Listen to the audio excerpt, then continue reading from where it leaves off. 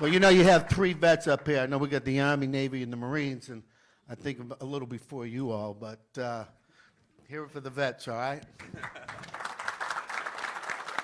Governor, this one's for you.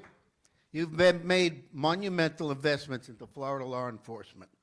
How will Florida investments in law enforcement translate to a stronger support for officers and safer communities? Well, look, I think that it's said that the U.S., 50 states, it's a laboratories for democracy because, you know, California can make choices, New York, Florida, and all that. And there's always been differences, right? I mean, New York's always had higher taxes than we've had, you know, Illinois, all this stuff. There's different approaches to things like school choice or whatever. But I don't think we've seen such a dramatic difference in how states have approached issues than we've had just during my tenure as governor. Part of it is COVID, part of it is some of the social movements that were going on and all that stuff. And so we've all had to lead and institute policies, but we're now in a position we can judge those results, right? So is Minnesota better off for having attacked law enforcement? No. Is Chicago better off for having cut their police budget a few years ago? No. Is New York City better for what they were doing, you know, to be hostile to NYPD? No. Is Florida better because of our support for law enforcement, our support for strong policies? Yes. There's no question about that. And I don't ask people to move here. I mean, you know, there's some governors that, oh, please come to my state, whatever. I don't do that. I mean, we've got a lot of people, right? I mean, like when people come, there's benefits sometimes, but there's also can be, you know, more traffic. So I'm agnostic about it. It's a free state, it's a free country. People can move, but people have fled a lot of those jurisdictions to Florida. Yes, no income tax here. Yes, we were open during COVID. Yes, you know, all this stuff, schools, whatever.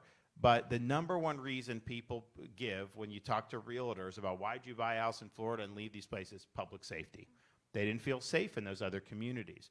And so what you guys are doing is something that is really foundational to whether a society can succeed or not. And yes, people can do certain policies in these other states that I may not disagree with, but that some of those bad policies aren't enough to cause people to uproot their lives and move to a different state. Public safety is primal. If you don't have your families don't feel safe, you don't believe your kids are safe, your loved ones are safe, you are going to do something about it. And so I think this has been a great experiment. I think it's worked out very poorly for some of these other states, but I think part of the reason that we've done so well is because we've understood the importance of public safety. We've done everything we can to support the people who are out there on the ground doing the tough work day after day. And, you know, when the political winds shift, you know, the thing about me is you don't got to worry about that. I don't follow those winds, right? Like I put my stake in the ground, and that's what I'm going to do. So when it was trendy to go out and protest against the police in the summer of 2020, you never saw me at any of those protests. No, I mean, I was back in law enforcement because that's just what I believe is right. And so we're going to continue to do that. So we've got great opportunity. We've got a great formula. It's, you know, it hits me what we do here, because sometimes when you're in the nitty-gritty of it, you know, you're just focusing on whatever your next thing is or whatever. But I'll never forget two things, both in California. One, a few years ago, I'm walking the streets of San Francisco. I got a news crew because we're looking. People are actually defecating on the sidewalk, using drugs. It was really a disaster. And, you know, some of these San Franciscans, you know, not necessarily politically in tune with me, you know, some of them weren't necessarily receptive to me being there, but the cops did a beeline over to me and were thanking me. I had never done anything for them, but they were thanking me for what we're doing in Florida to stand up for the profession and stand up for the police officers. And it was really meaningful that they wanted support like that, and they don't necessarily get that. And then I was getting off, I got off a plane in Southern California. I was greeted by a police chief for one of the cities, very affluent city.